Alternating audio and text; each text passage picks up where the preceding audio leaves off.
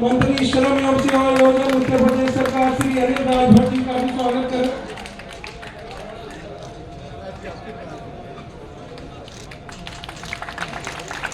धन्यवाद। दुनिया पे हटी। हाँ बस बस बस। अरे यार क्या कर यार स्टार्ट कर ले। श्री अश्विनी वैष्णव जी वीडियो कॉन्फ्रेंस लिंक के माध्यम से हम लोगों से मुखातिब होंगे। धन्यवाद। भारत सरकार के यशस्वी मंत्री और राज्य प्रदेश और आशा रखता हूं, मैं आज ये सारी बातें कहने का मौका नहीं है, लेकिन पिछले 48 घंटे से मैं अपने गांव पे आया। भारतीय जनता पार्टी का पूरा परिवार बैठा हुआ है। हमारे नगर पालिका के वर्तमान अध्यक्ष, पूर्व अध्यक्ष सहित कई गणमान्य लोग बैठे हुए हैं और दसों हजार की संख्या में मैं आपको बताना चाहूंगा कि इतने लोग यहाँ आपके इस निर्णय से, आपके इस तोहफे से इतने खुश होकर के आए हैं कि आपका रेलवे का प्लेटफॉर्म छोटा पड़ गया है। माननीय रेल मंत्री जी, आज हमारे बहुत सारे हजारों भाई बहन अभी भी सड़कों पे खड़े हैं और हम क्षमा मांगते हैं उनसे जिनको खड़ा होना पड़ा है, असुविधा हुई है, लेकिन इतना उत्साह है आपके इस निर्णय के चलते कि हजारों हजार की संख्या में अभी भी लोग तांता लगा करके आए जा रहे हैं। माननीय रेल मंत्री जी, आपके पास दो महत्वपूर्ण विभाग हैं, रेल विभाग और आईटी कम्युनिकेशन का विभाग। मुझे याद है कि माननीय प्रधानमंत्री जी जब जिस तरह से आपका उनका पुराना सानिध्य रहा है, आपका हमसे भी पुराना सानिध्य उनके साथ रहा है, ये बहुत कम लोगों को मालूम होगा कि माननीय अश्विनी वैष्णव जी माननीय वाजपेयी जी के पीएस हुआ करते थे। जिस प्रकार मैं माननीय नरेंद्र मोदी जी का सहायक रहा हूँ, उसी तरह से माननीय अश्विनी वैष्णव साहब जो है वो माननीय अटल बिहारी वाजपेयी जी जब प्रधानमंत्री थे तो उनके कार्यालय में उनके सहयोगी थे और उसके बाद माननीय नरेंद्र मोदी जी के साथ इन्होंने बहुत लंबा समय बिताया है, उनको भी सहयोग किया है, हमारे जैसे लोगों को मार्गदर्शन भी देते रहे। तो आपको मैं एक बात बताना चाहूंगा कि माननीय प्रधानमंत्री जी जब प्रधानमंत्री बनकर के आए तो कई बार उनके मुंह से मैंने सुना है कि भारतीय रेल सिर्फ पैसेंजर या सामान ढोने का साधन नहीं है, सिर्फ ट्रांसपोर्टेशन का साधन नहीं है, बल्कि भारत की अर्थव्यवस्था का एक बहुत बड़ा ड्राइवर है, भारत की अर्थव्यवस्था का एक बहुत बड़ा वाहक है। तो मुझे ये कहने में बहुत आनंद हो रहा है कि आपने माननीय प्रधानमंत्री जी के इस मंत्र को, इस हार्द को समझते हुए भारतीय रेल को आप उसी ऊंचाई तक ले जाने का रात दिन प्रयास कर रहे हैं। उसके लिए मैं अपनी ओर से,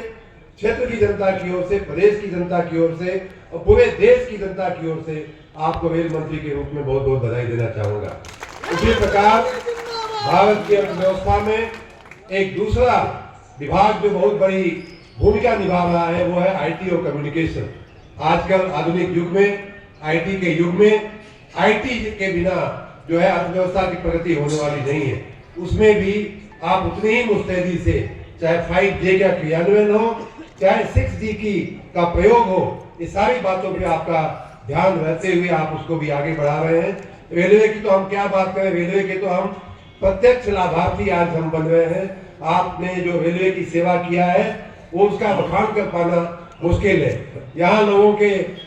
के जानकारी के लिए मैं बता रहा हूँ कि आपको जो ट्रेन मिली है वो तो मिली ही है, लेकिन माननीय अश्विनी वैष्णव जी, माननीय हमारे जो यशस्वी रेल मंत्री जी हैं, पूरे देश में आज जो सबसे ज्यादा स्पीड से रेल पटरियां जो बिछ रही हैं, लगभग 5200 किलोमीटर प्रतिदिन के हिसाब से रेल की पटरी बिछाई जा रही है मित्रों। इतना ही नहीं, पहले आपको याद होगा कि हर 3 महीने, हर 2 महीने पे एक बड़े बुरे एक्सीडेंट की खबर मिलती थी हमको। आपने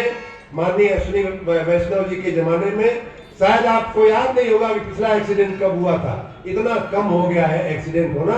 उसके पीछे उनकी जो तकनीकी सोच है, वो एक अधिकारी, ऐसा मैं ये बात बताना भूल गया कि मेरी तरह वो आईएएस अधिकारी भी रह चुके हैं, लेकिन आईएएस अधिकारी अब मंत्री के अलावा वो एक बहुत अच्छे टेक्नोक्रेट भी हैं। तो टेक्नोक्रेट होने के कारण रेलवे में जो दुर्घटनाएं होती थी आए दिन, उनका निवारण करने में भी वो कवच नाम का एक बहुत अच्छा उन्होंने प्रयोग किया, उसके चलते रेलवे में एक्सीडेंट कम हुए। जो हाई स्पीड ट्रेनें बन रही हैं, चल रही हैं, चाहे वो वंदे भारत हो चाहे हाई स्पीड ट्रेन हो, इन सब का क्रियान्वयन कराने में माननीय अश्विनी वैष्णव जी की बहुत बड़ी भूमिका रही है। हमारे लिए, मऊ के वासियों के लिए, पूर्वांचल के लोगों के लिए माननीय मंत्री जी आपने जो ये तोहफा दिया है उसका वर्णन कर पाना हम लोगों के लिए बड़ा मुश्किल है। आपको मालूम होगा, मैं पुराने जमाने से बात शुरू करता हूँ तो आपने गाना सुना होगा अमिताभ बच्चन का, यह मुंबई नगरिया तो देख बबुआ। तो मुंबई में जो बबुआ है वो कहाँ का है आपको बताना चाहूंगा, वो इसी मऊ, आजमगढ़, बलिया के पूर्वांचल का बबुआ है, जो वर्षों से ये गाना बने हुए मुझे लगता है कम से कम 30-40 साल हुआ होगा, 50 साल शायद हुआ होगा। ये तब की बात है, यहाँ का नौजवान जो है बंबई को एक स्वप्न नगरी के रूप में माननीय मंत्री जी देखता था, और दुर्भाग्य हजारों लाखों लोग किसी तरह से गिरते पड़ते इस गाड़ी से उस गाड़ी में, उस डब्बे से उस डब्बे में होते हुए मुंबई पहुंचते थे, अपनी आजीविका का साधन जुटाते थे, लेकिन उनके लिए जाने के लिए यहाँ से डायरेक्ट कोई ट्रेन नहीं थी। तो इसलिए मऊ के लोगों की ओर से बगल में जब ये गाड़ी चलती है तो आजमगढ़ जिला आता है, आजमगढ़ जिले के लोगों की ओर से, उसके बाद जौनपुर जिला आता है हमारा, वहां भी जौनपुर और सागर में 2 स्टाफ है, वहां के लोगों की ओर से, पूरे उत्तर प्रदेश के लोगों की ओर से आपका मैं हार्दिक धन्यवाद करता हूं, पूरी जनता की ओर से धन्यवाद करता हूं, आपको नमन करता हूं। सिर्फ ये कि मऊ जो है टेक्सटाइल का एक बहुत पुराना सेंटर रहा है, और यहाँ की बनी हुई लुंगियां, यहाँ की बनी हुई साड़ी, यहाँ के बने हुए जो बुनाई कटाई का जो काम होता है पूरे देश में बड़ा विख्यात है। कल हमारे नगर पालिका के अध्यक्ष जी बता रहे थे कि भाई साहब ये इससे जो आवागमन का जो सुविधा हुई है वो तो हुई ही है, लेकिन यहाँ का जो व्यापार, जो साड़ी का उद्योग है, उसका उन्होंने बताया कि लगभग 50% जो मार्केट है वो मुंबई में है, और मुंबई एक बार चीज पहुंच जाती है तो वहां के जरिए, वहां के पोर्ट, वहां के एयरपोर्ट के जरिए पूरे दुनिया के अन्य बाजारों में भी पहुंच सकती है। इस प्रकार मऊ के लोगों के आवागमन का ही नहीं, मऊ के नौजवानों की रोजगारी, नौकरी के मुंबई आने जाने के दृष्टि से ही नहीं, बल्कि यहाँ के बुनकरों के, यहाँ के बुनकर जो हमारे साड़ी बनाते हैं, जो कताई बुनाई के उद्योग में लगे हुए हैं, उन बुनकरों की आमदनी बढ़ाने की दृष्टि से, उन बुनकरों की जो साड़ी बनती है उस दृष्टि से भी इस ट्रेन का बहुत बड़ा महत्व है। और एक बात मैं और कहूंगा कि आजकल हमारे किसान, हम लोगों के राज्य सरकार में माननीय हमारे मुख्यमंत्री जी, माननीय योगी जी और माननीय प्रधानमंत्री जी का बहुत आग्रह रहा है किसानों की आमदनी दूना करने पे। जब एक प्रकार हम आज $4 ट्रिलियन की अर्थव्यवस्था होकर के $5 ट्रिलियन की तरफ आगे बढ़ रहे हैं, उत्तर प्रदेश $1 ट्रिलियन की अर्थव्यवस्था की तरफ आगे बढ़ रहा है, तो स्वाभाविक बात है कि किसानों की आमदनी बढ़ाने पर भी सरकार का, माननीय प्रधानमंत्री जी का, माननीय मुख्यमंत्री जी का बहुत बड़ा फोकस है। उस दृष्टि से भी हमको कई एक्सपोर्टर मिले जो पिछले दिनों उन्होंने बताया कि भाई साहब आपके पूर्वांचल में पैदा हुआ जो सब्जी है उसकी मार्केट में बहुत डिमांड है, विदेशों की मार्केट में, लेकिन आपका यहाँ से मुंबई भेजने का या पोर्ट या एयरपोर्ट पर पहुंचाने का की जो कड़ी है, वो लिंक है या कोल्ड चेन है, उसमें बड़ा डिफेक्ट है, उसमें बड़ी कमी है। तो उस दृष्टि से भी चाहे विद्यार्थी हो, चाहे नौकरी पेशा, नौकरी खोजने वाला हो, चाहे बुनकर हो, साड़ी बनाने वाला हो, या हमारा किसान जो फूल से लेकर के फल पैदा करता है अपने खेतों में, उनके भी सामान को मुंबई पहुंचाने की दृष्टि से आपका ये जो तोहफा है, इस ट्रेन का, मऊ मुंबई एक्सप्रेस का जो तोहफा आपने दिया है, उसके लिए हमारे पास शब्द नहीं है कि आपका हम धन्यवाद कर सके, फिर भी हम क्षेत्र की जनता की ओर से आपका बहुत बहुत धन्यवाद करते हैं। माननीय मंत्री जी, पिछले कुछ महीनों में यहाँ आपके मंत्रालय के प्रयास से यहाँ एक वॉशिंग शेड भी बन गया है मऊ में, और इसीलिए आपकी ये कृपा अच्छे से हमको हो पाई है कि यहाँ से ट्रेन बन करके चल पाएगी, और यहाँ से ये ट्रेन बन करके चलना आज हम लोगों का, बहुत से लोगों को आश्चर्य हुआ यहाँ से बन करके, ये किसी ने सपने में हमारे पूर्वांचल के लोगों ने सोचा भी नहीं था कि यहाँ से ओरिजिनेट होगी ट्रेन, यहाँ से बन करके हम जितना सीट चाहेंगे उतना सीट पे फैला करके अपना बैठ करके सो करके जाएंगे। तो ये हमारे लिए एक बहुत बड़ा तोहफा है, आपको ये आज का कार्यक्रम जो है मात्र धन्यवाद देने का कार्यक्रम है, और कुछ आपने ऑलरेडी हमारे लिए इतना कर दिया है। हमारे एक कहने पे, एक फोन पे, मुझे याद है आप कुछ दिन पहले जनवरी में हम लोग मिले थे, फरवरी में हम लोग मिले थे ग्लोबल इन्वेस्टर समिट में। उस समय मैंने कहा था कि भाई साहब आप हमारे अच्छे मार्गदर्शक रहे हैं, मित्र रहे हैं, तो हमारे क्षेत्र पे जरा रेल की दृष्टि से कृपा रखिएगा। आपने हमारे हाथ में हाथ मिला के बोला था कि शर्मा साहब आपके लिए कहाँ कोई कमी है, आप जो भी बताएंगे हो जाएगा, और आपने उस वादे को चरितार्थ करते हुए हमारे एक पत्र पे आपने इस मऊ मुंबई एक्सप्रेस ट्रेन को मंजूरी दिया है। पूरे क्षेत्र की जनता, हजारों हजार लोग जो यहाँ आए हैं और जो लोग नहीं भी आ पाए हैं उनकी ओर से, क्योंकि इतना शॉर्ट टाइम में ये कार्यक्रम आयोजित हुआ, बहुत से लोग आना चाह रहे थे, लाखों की भीड़, कई लाख की भीड़ यहाँ होती अगर थोड़ा और समय मिला होता तो, लेकिन अभी भी दसों हजार की भीड़ है। मैं चाहूंगा कैमरामैन को कि माननीय मंत्री जी को इस भीड़ का दर्शन भी कराया जाए, और उनकी तरफ से मैं आपका बहुत बहुत धन्यवाद करता हूं। माननीय मंत्री जी, आपके बारे में जनता को बताया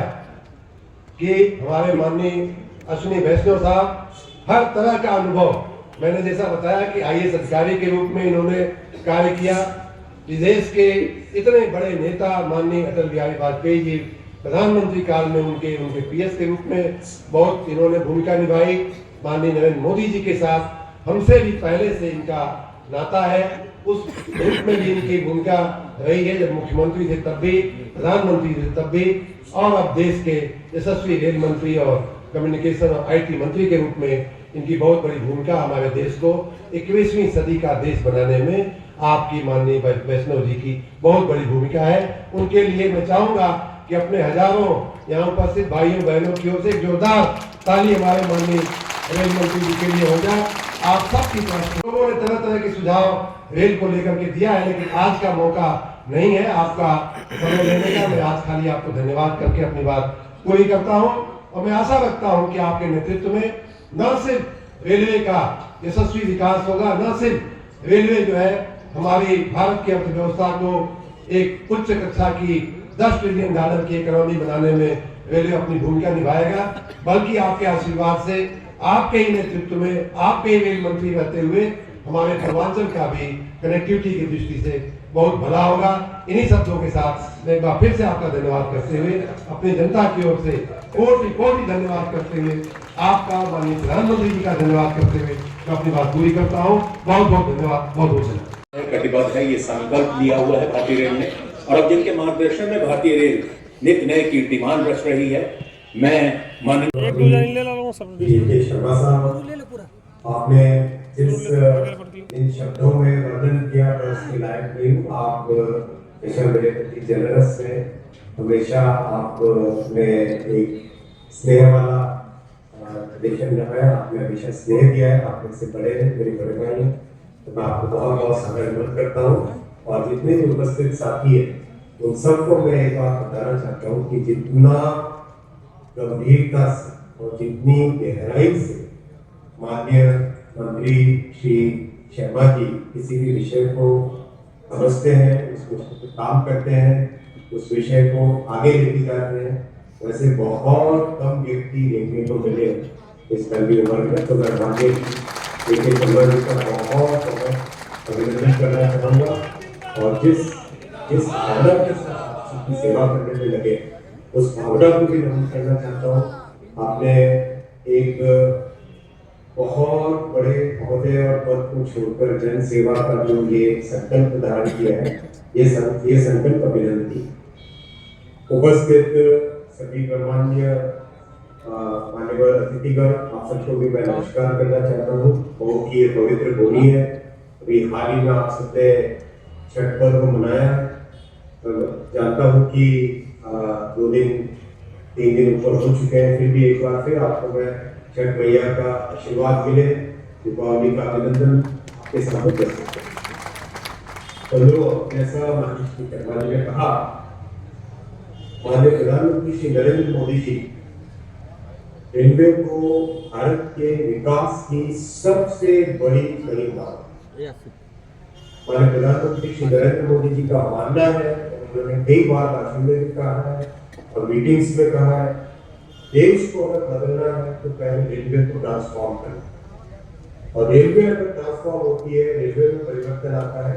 तो देश उससे बढ़ता है। इसके कई उदाहरण आप हमारे सामने हैं। पिछले 9.5 वर्षों में जिस तरह से रेलवे का इलेक्ट्रिफिकेशन हुआ, विद्युतीकरण हुआ,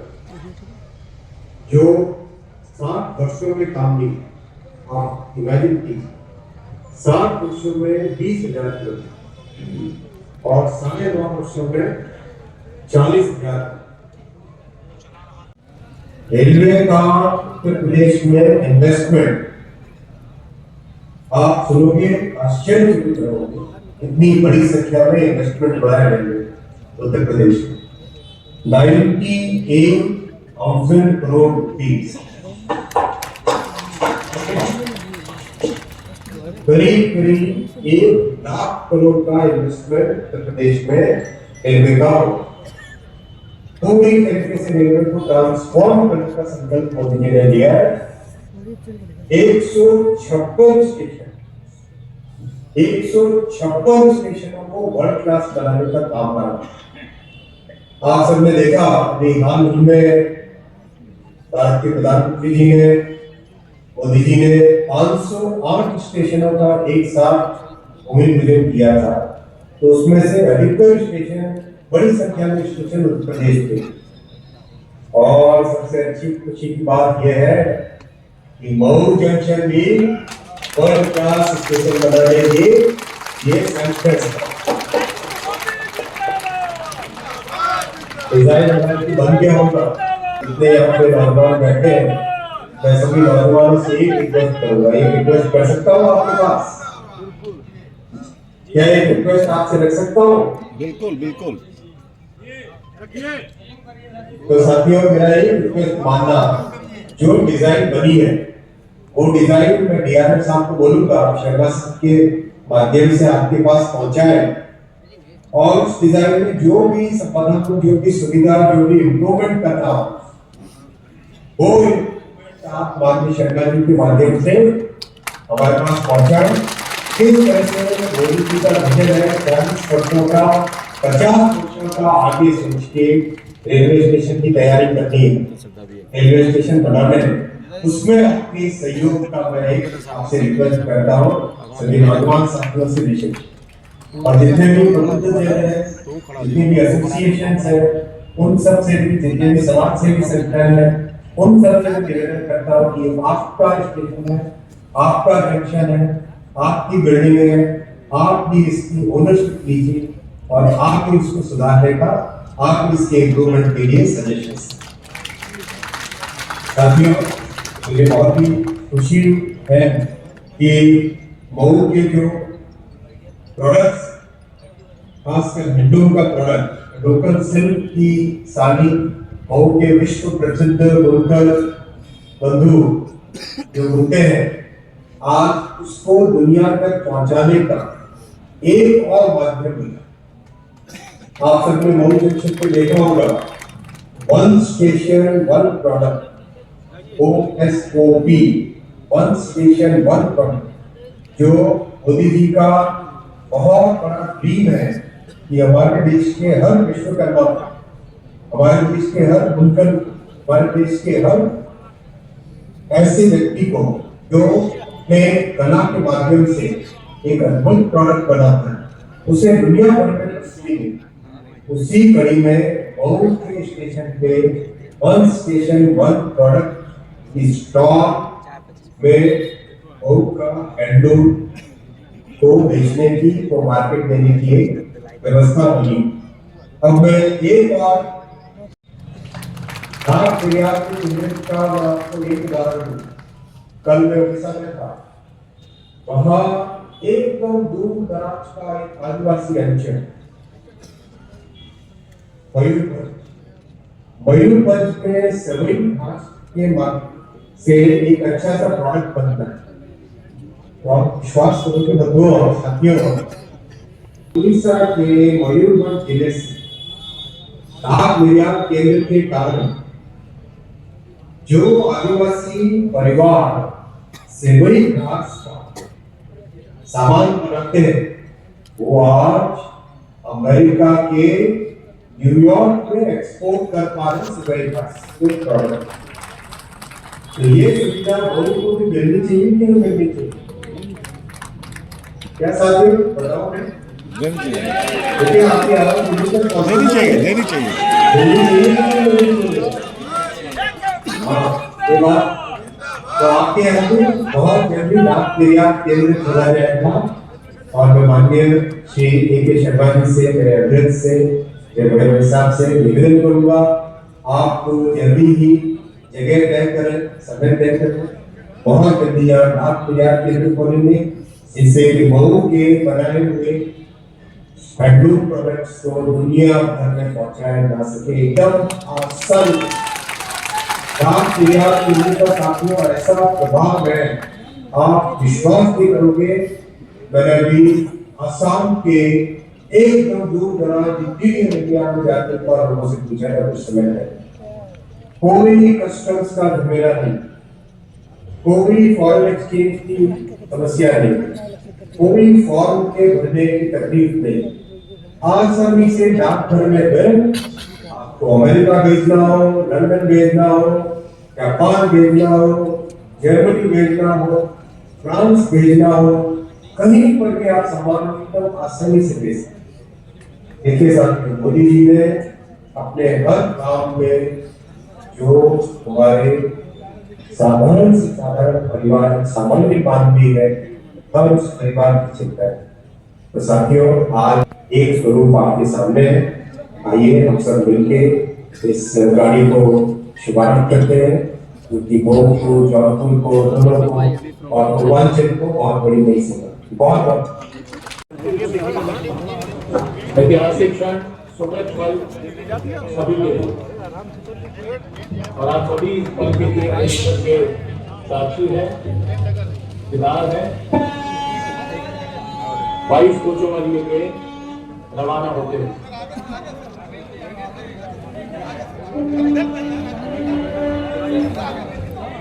आप सभी का आप सबने देखा और मैं चाहूँगा कि अब मैं बोलूँ उसके पहले आप थोड़ा पीछे कैमरा कर लीजिए, पीछे कितने लोग खड़े हैं वो भी देख लीजिए कि लोगों में कितना उत्साह है मऊ और मुंबई के बीच डायरेक्ट ट्रेन चलने का। आप सबको मालूम है कि माननीय रेल मंत्री श्री अश्विनी वैष्णव जी की कृपा से, माननीय प्रधानमंत्री जी के आशीर्वाद से, माननीय मुख्यमंत्री जी की प्रेरणा से हम लोगों ने ये काम कराने में हमको सफलता मिली है। मैं मऊ के निवासियों को और पूर्वांचल के लोगों को बहुत बहुत बधाई, बहुत बहुत शुभकामना देता हूँ। आपको मालूम है कि ये गाड़ी यहाँ से चलने के बाद मोहम्मदाबाद होती हुई आजमगढ़ ज़िले में भी रुकने वाली है, फिर शाहगंज होते हुए जौनपुर होते हुए जौनपुर ज़िले में भी इसका लाभ मिलने वाला है। एक तरह से पूरे पूर्वांचल को इस ट्रेन का विशेष लाभ मिलने वाला है, वैसे पूरे उत्तर प्रदेश को इसका लाभ मिलने वाला है। मऊ के बुनकरों को इसका लाभ मिलने वाला है। इस क्षेत्र के किसानों को जो नौकरी खोजने के लिए मुंबई जाते हैं, ऐसे हमारे नौजवानों को, सबको इसका लाभ मिलना है। मैं इस क्षेत्र की जनता को अपनी ओर से, अपने सभी भारतीय जनता पार्टी के सभी साथियों की ओर से बहुत बहुत शुभकामना। दिल्ली के बाद मुंबई के लिए ट्रेनें चल गई, इसके बाद और किस महानगर का योजना है सर? आपने अच्छा याद किया और कराया कि इसी जगह पे कुछ महीने पहले माननीय पीयूष गोयल साहब जब रेल मंत्री थे तो उन्होंने इसी प्रकार से कृपा करते हुए पूर्वांचल पे हमारे आग्रह पे उन्होंने दिल्ली से मऊ को जोड़ा था, दिल्ली के लिए नई ट्रेन चलाई थी, आज मुंबई के लिए चली है। और भी जैसा माननीय रेल मंत्री जी ने कहा भी अपने उद्बोधन में कि जो भी आवश्यक होगा वो किया जाए। मंत्री जी, आप लगातार जो विकास का कार्य कर रहे हैं, ऐसे में देखा जाए तो इटौरा डोरीपुर का एक मामला चल रहा है जिसमें विकास के नाम आप उसको ध्यान पे लाइएगा, कुछ किया जाए।